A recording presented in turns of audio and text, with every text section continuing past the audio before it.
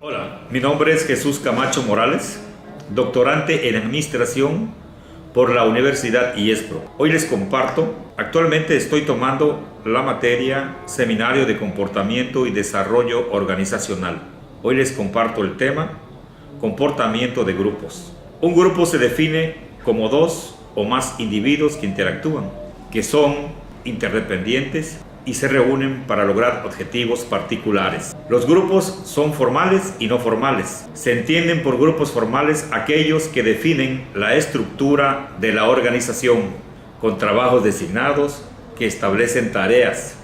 En los grupos formales, los comportamientos que alguien debe de tener quedan estipulados por las metas organizacionales y se dirigen al cumplimiento de estas. A diferencias de estos, los grupos no formales son alianzas que no están estructuradas de manera formal ni determinadas por la organización. Dichos grupos son formaciones espontáneas en el ambiente de trabajo que aparece en respuesta a la necesidad de tener contacto social. Es posible hacer clasificaciones más finas de los grupos, como de mando, tarea, interés y amistoso. Los grupos de mando y tareas los impone la organización formal, mientras que los de interés y amistoso son alianzas no formales. Un grupo de mando está determinado por el organigrama de la empresa. Está compuesto por individuos que reportan directamente a un gerente asignado. Los grupos de tarea también los determina la organización. Representan a quienes trabajan juntos para efectuar una tarea incluida en sus deberes. Sin embargo, las fronteras de un grupo de tarea no se limita a las del superior inmediato en la jerarquía, sino que tienen relaciones de mando cruzadas. Las personas que pertenezcan o no coincidan en la consecución de un objetivo común que les interese. Ese sería un grupo de interés. Los empleados que planean modificar sus programas de vacaciones, dar apoyo a un compañero que fue despedido o buscar mejores condiciones de trabajo, representan la formación de un grupo unido en busca del interés común. Es frecuente que los grupos se desarrollen porque sus miembros individuales tienen una o más características comunes y esas formaciones se denominan grupos amistosos. Las alianzas sociales, que con frecuencia se extienden fuera del trabajo, se basan en edades o grupos étnicos similares, apoyos para el equipo de fútbol, interés en el mismo conjunto de rock alternativo o punto de vista político semejante, por mencionar algunas características. Razones más comunes por las que las personas forman grupos son seguridad, estatus, autoestima, pertenencia, poder, logro de metas. Etapas del desarrollo de un grupo. Aunque las investigaciones indican que no todos los grupos siguen dicho patrón, es un marco teórico útil para entender su desarrollo. A continuación se describe un modelo general y otro alternativo para grupos temporales. A continuación se describe un modelo general y otro alternativo para grupos temporales. Modelo de las 5 etapas.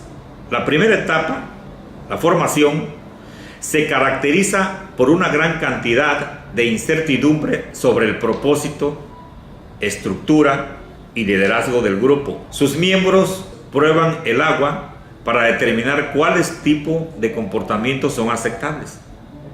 Esta etapa termina cuando los miembros piensan que si son parte de un grupo. La etapa de tormenta es la del conflicto al interior del grupo. Los miembros aceptan la existencia del grupo, pero se resisten a las limitantes que éste impone a la individualidad. Además, hay conflicto acerca de quién controlará el grupo. Cuando esta etapa termina, hay una jerarquía relativamente clara de liderazgo dentro del grupo. La tercera etapa es la que se desarrollan relaciones cercanas y el grupo demuestra cohesión. Existe un sentido fuerte de identidad y camaradería. Esta etapa de normalización termina cuando la estructura del grupo se solidifica y éste ha asimilado un conjunto común de expectativas que definen lo que constituye el comportamiento correcto de sus miembros. La cuarta etapa es la de desempeño. En este punto la estructura es funcional y aceptada por completo. La energía del grupo se ha transferido de conocerse y entenderse uno al otro a llevar a cabo la tarea de que se trate. Para los grupos de trabajo permanentes, el desempeño es la última etapa de desarrollo. Sin embargo, para los comités temporales, equipos, fuerzas de tarea y grupos similares que tienen una labor específica por cumplir, hay una etapa de terminación. En esta, el grupo se prepara para la desbandada. El alto rendimiento en su trabajo ya no es su prioridad principal, sino que la atención se dirige a terminar las actividades. En esta etapa, las respuestas de los miembros del grupo varían.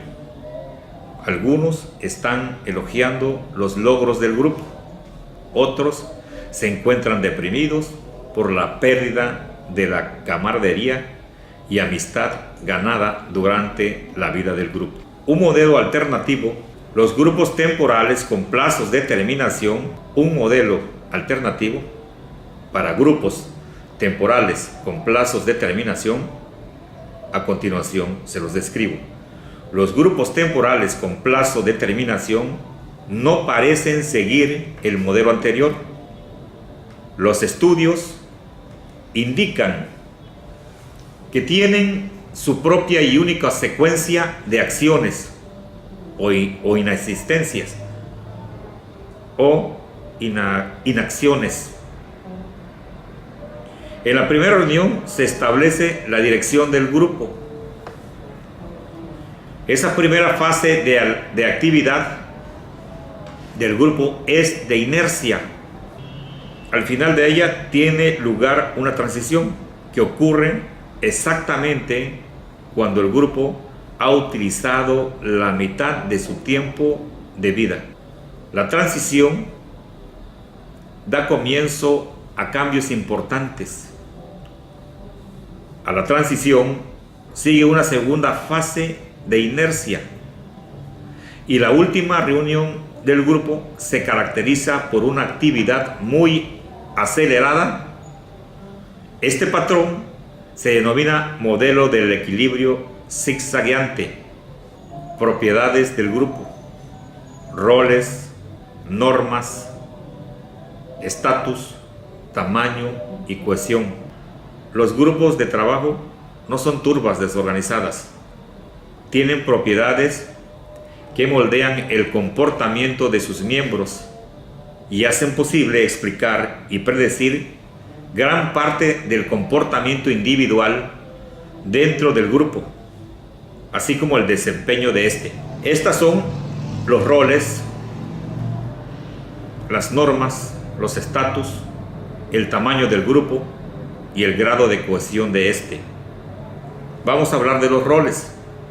Son el conjunto de patrones de comportamiento esperado atribuido a alguien que ocupa una posición dada en la unidad social.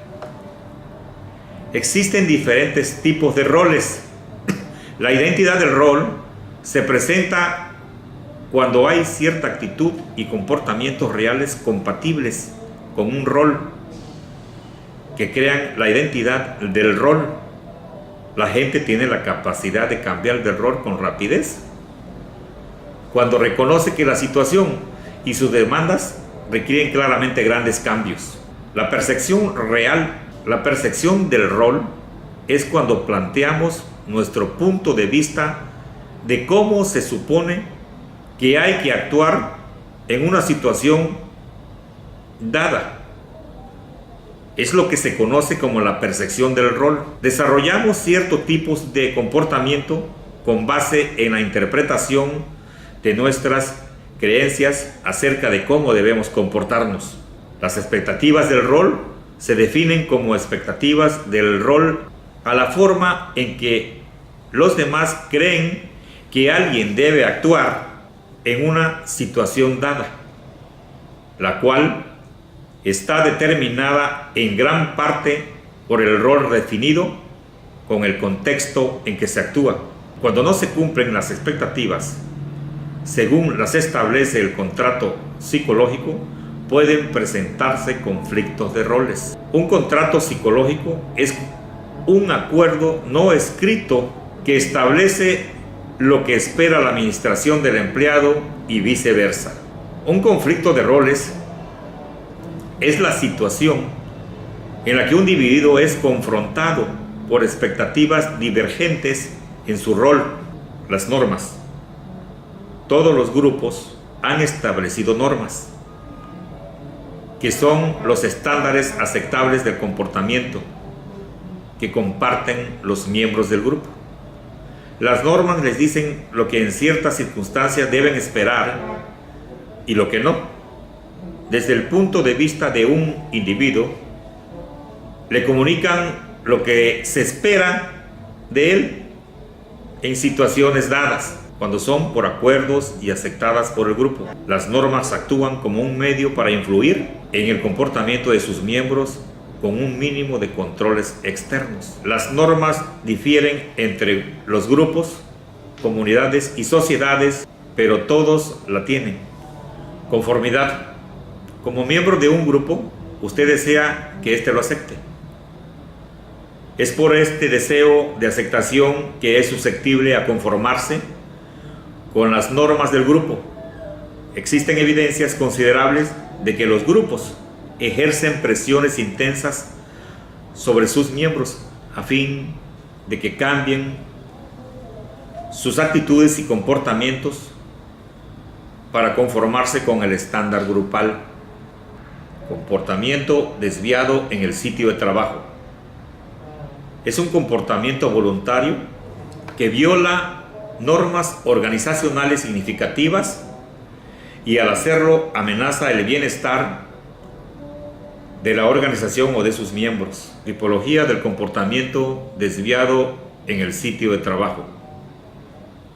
Categoría. Producción. Ejemplos: salir temprano, trabajar con lentitud, desperdiciar recursos. Propiedad: sabotaje, mentir acerca de las horas trabajadas, robar a la organización.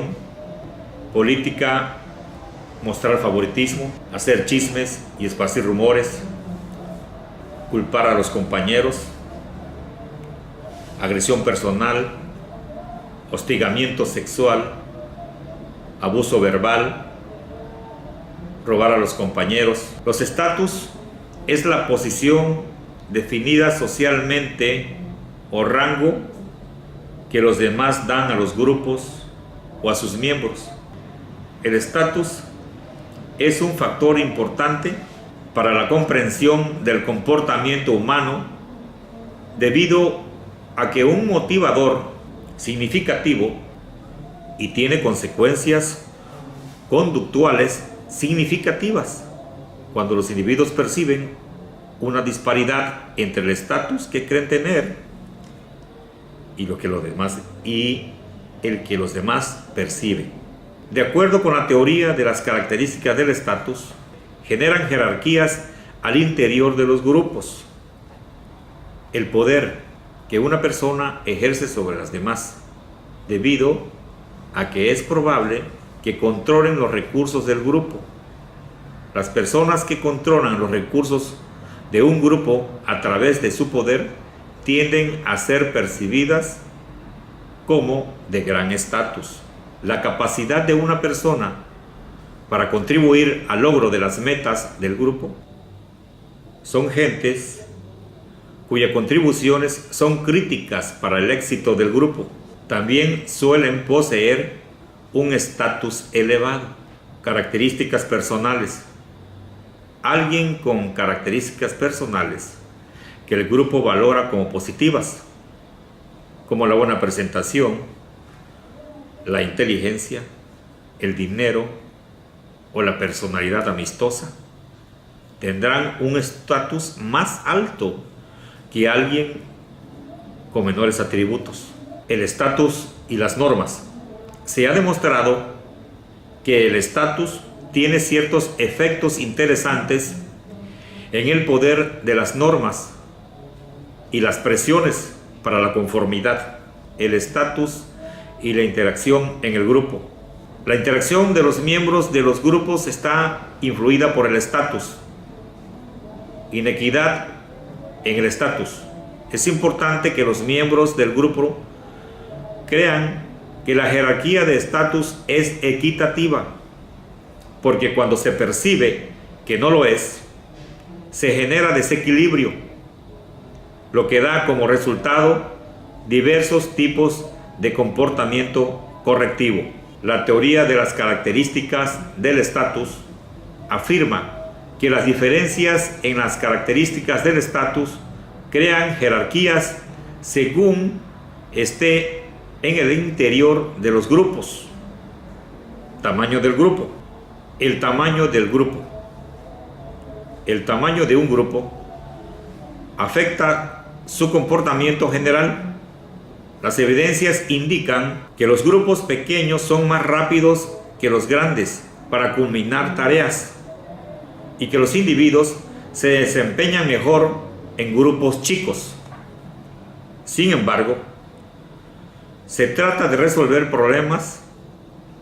Los grupos grandes lo hacen mejor que sus contrapartes más pequeñas, de manera consistente. Uno de los descubrimientos más importantes que se relaciona con el tamaño del grupo se denomina pereza.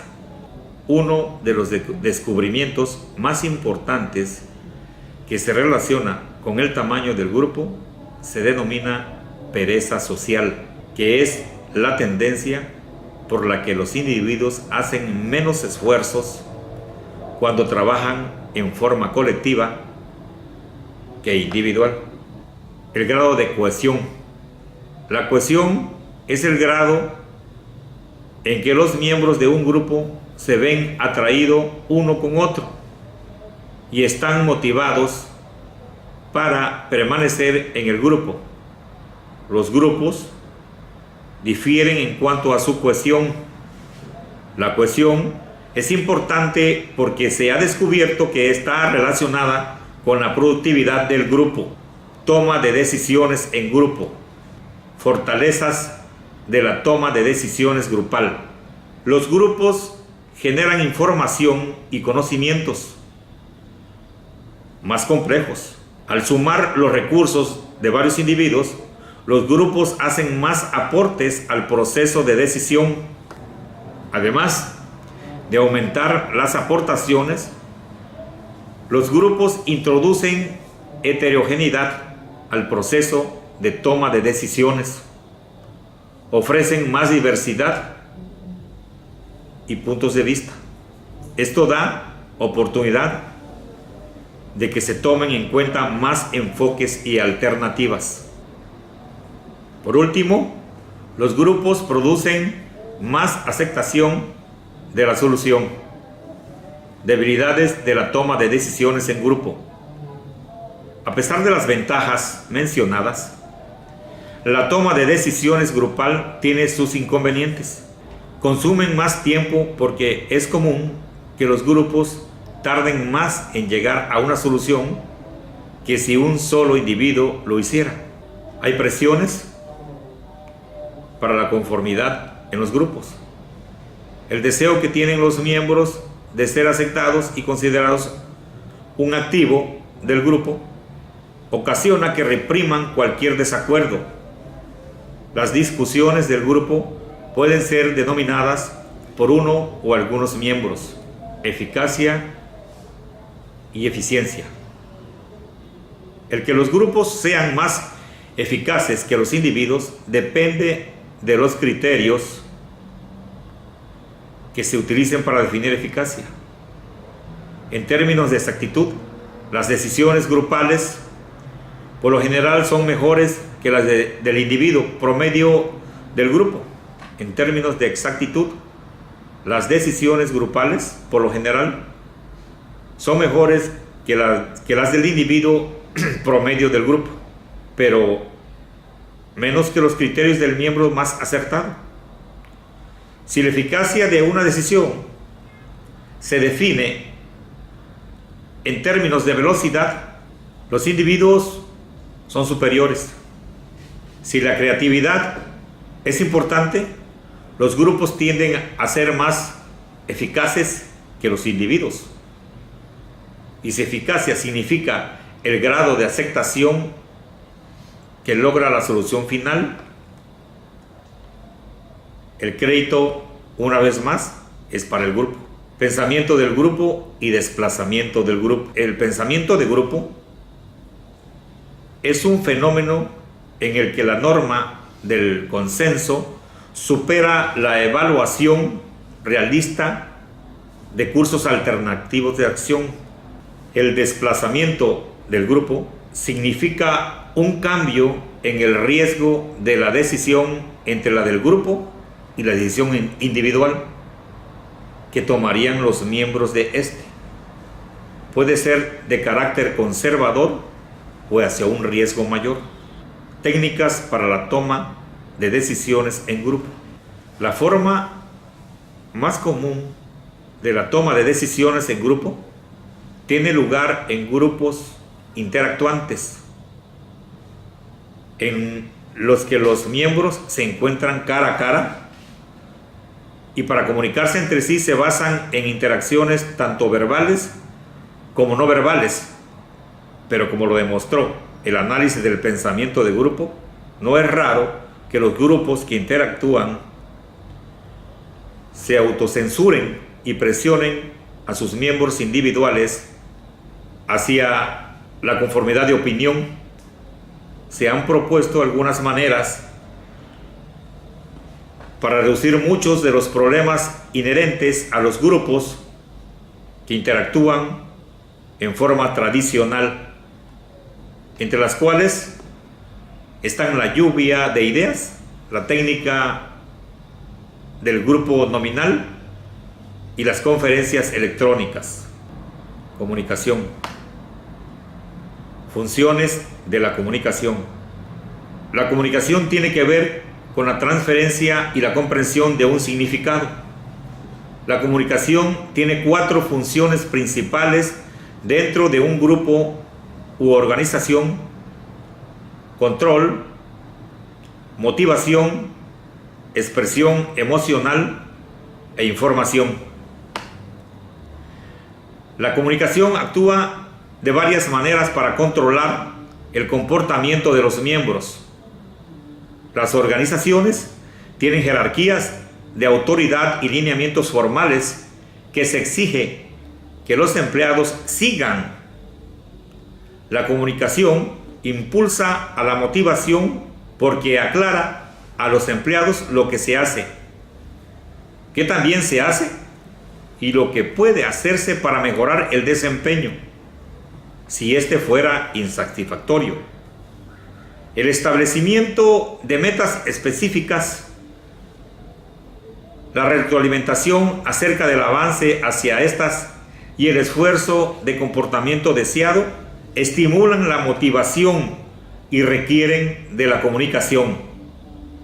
Para muchos empleados, su grupo de trabajo es la fuente principal de interacción social. La comunicación que tiene lugar dentro del grupo es un mecanismo fundamental por medio del cual los miembros expresan sus frustraciones y sentimientos de satisfacción. Por tanto, la comunicación brinda un medio para la expresión emocional de los sentimientos y para satisfacer las necesidades sociales. La última función que ejecuta la comunicación se relaciona con su rol para facilitar la toma de decisiones, proporciona la información que los individuos y grupos necesitan para tomar decisiones por medio de la transmisión de datos para identificar y evaluar las alternativas de selección. Antes de que la comunicación tenga lugar, se necesita un propósito expresado con un mensaje por transmitirse. Este pasa entre un emisor y un receptor. El mensaje está codificado, convertido a una forma simbólica y se transmite por algún medio, ¿sí?, al receptor, quien traduce el mensaje enviado por el emisor. El resultado es la transferencia de significado de una persona a otra. El emisor inicia un mensaje al codificar un pensamiento. El mensaje es el producto físico real desde la codificación del emisor. Cuando hablamos, lo que se habla es el mensaje. Cuando escribimos, la escritura es el mensaje. Cuando hacemos ademanes, los movimientos de nuestros brazos y las expresiones de nuestras caras son el mensaje. El canal es el medio a través del cual viaja el mensaje. El receptor es el objeto a quien se dirige el mensaje. No obstante, antes de que el mensaje se reciba, deben traducirse los símbolos en tal forma que los entienda el receptor. Este paso es la decodificación del mensaje. El ruido representa las barreras de comunicación, distorsionan la claridad del mensaje. El vínculo final en el proceso de comunicación es un lazo de retroalimentación. La retroalimentación es la comprobación del éxito que se ha logrado al transferir los mensajes según se pretendía en un principio. Determina si se obtuvo la comprensión. Determina si se obtuvo la comprensión. La dirección de la comunicación. La comunicación fluye vertical o lateralmente. La dimensión vertical se debe subdividir en direcciones hacia arriba y hacia abajo. Comunicación hacia abajo. La comunicación que fluye de un nivel de un grupo u organización hacia otro nivel inferior se denomina comunicación hacia abajo.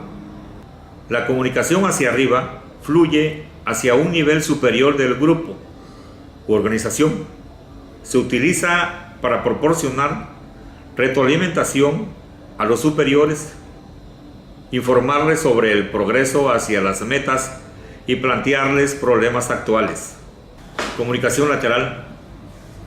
Cuando la comunicación tiene lugar entre miembros del mismo grupo de trabajo, entre miembros del grupo de trabajo del mismo nivel, entre gerentes del mismo rango o entre cualquier personal equivalente o en la horizontal. Lo describimos como comunicación lateral. Comunicación interpersonal. La gente en esencia se basa en la comunicación oral, escrita y no verbal. El medio principal de envío de mensajes es la comunicación oral. Discursos, análisis de persona a persona y grupales, rumores informales o chismes son formas populares de comunicación oral. Las ventajas de la comunicación oral son la velocidad y la retroalimentación. La principal desventaja de la comunicación oral surge siempre que un mensaje pasa a través de varias personas. Comunicación escrita. La comunicación escrita incluye memorandos, cartas, transmisiones por fax, correo electrónico, mensajería instantánea, periódicos organizacionales, noticias colocadas en tableros de boletines o cualquier otro dispositivo que se transmita por medio de palabras o símbolos escritos. La venta de la comunicación escrita es su duración y que posibilita el repensar lo que se quiere decir. Una desventaja es que consume tiempo y otra es la falta de retroalimentación. Comunicación no verbal. Cada vez que se envía un mensaje verbal, alguien también se envía otro no verbal. Ningún análisis de la comunicación estaría completo sin considerar la comunicación no verbal, que incluye los movimientos corporales, las entonaciones o el énfasis que se da a las palabras, las expresiones faciales y la distancia física entre el emisor y el receptor. Se puede afirmar que todo movimiento corporal tiene un significado y ninguno es accidental. Comunicación organizacional. Redes formales de grupos pequeños. Las redes formales de las organizaciones pueden ser muy complicadas. Por ejemplo, pueden incluir a cientos de personas y a medias docenas o más de niveles jerárquicos. Para simplificar el análisis, es posible condensar estas redes en pequeños grupos comunes de personas cada uno. Esto permite describir las cualidades únicas de cada una. Los rumores. El sistema formal no es la única red de comunicación en un grupo o organización. También existen otras que son los rumores. Y aunque los rumores son informales, no significa que no sean una fuente importante de información. Los rumores tienen tres características principales. En primer lugar, no están controlados por la administración. En segundo lugar, la mayoría de empleados los percibe como más creíbles y confiables que los comunicados formales que emite la alta dirección. Y en tercer lugar, son muy utilizados para servir a los intereses propios de las personas involucradas. Comunicaciones electrónicas. Un medio indispensable de comunicación en las organizaciones actuales son las comunicaciones electrónicas. La mensajería instantánea y la de texto usan mensajes electrónicos. No obstante, a diferencia del correo electrónico, la mensajería instantánea y la de texto ocurren en tiempo real. Ambos tipos de mensajería usan dispositivos portátiles de comunicación y se hicieron ubicuas en tan solo unos años. Redes. En ningún lado se ha transformado más la comunicación que en el área de redes. Hoy en día es muy familiar el uso de plataformas de redes como Facebook y MySpace. Los blogs son sitios web en los que se escriben comentarios que por lo general se muestran en orden cronológico acerca de noticias, eventos y acontecimientos personales. Por otro lado, las videoconferencias permiten que los empleados en una organización que se encuentran en diferentes ubicaciones tengan reuniones, imágenes con sonidos en vivo,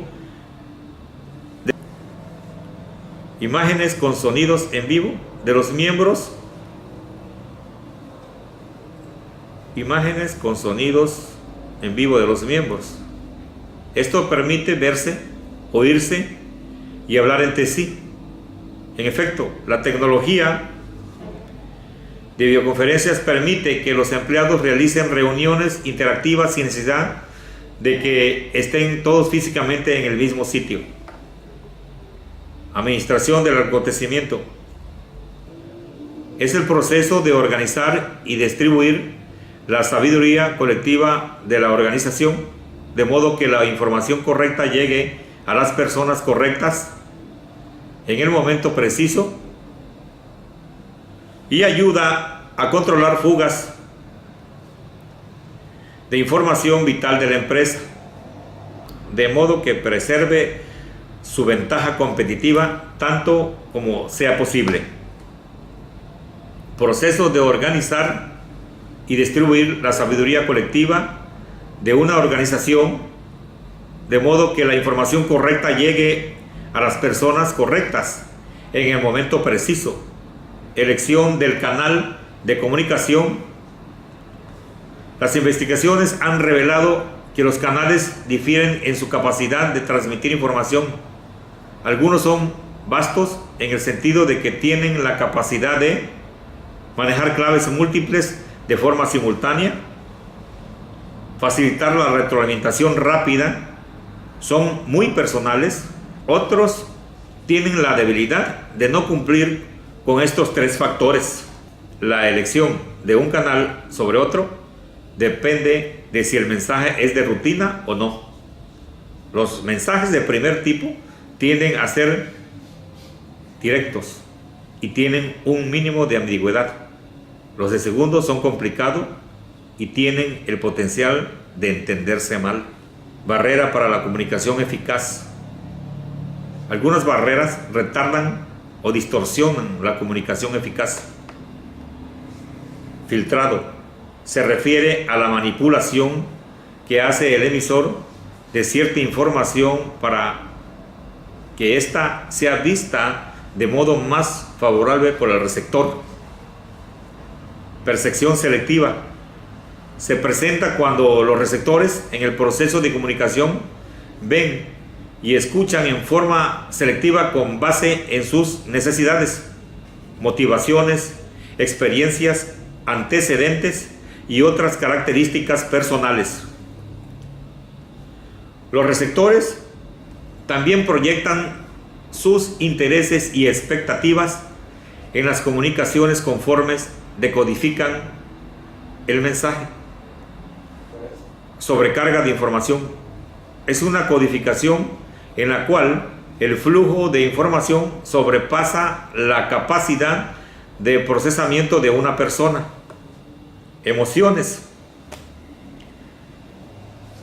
Es la forma en que el receptor se sienta en el momento de recibir una comunicación influirá en el modo en que la interprete. El mismo mensaje recibido cuando se está enojado.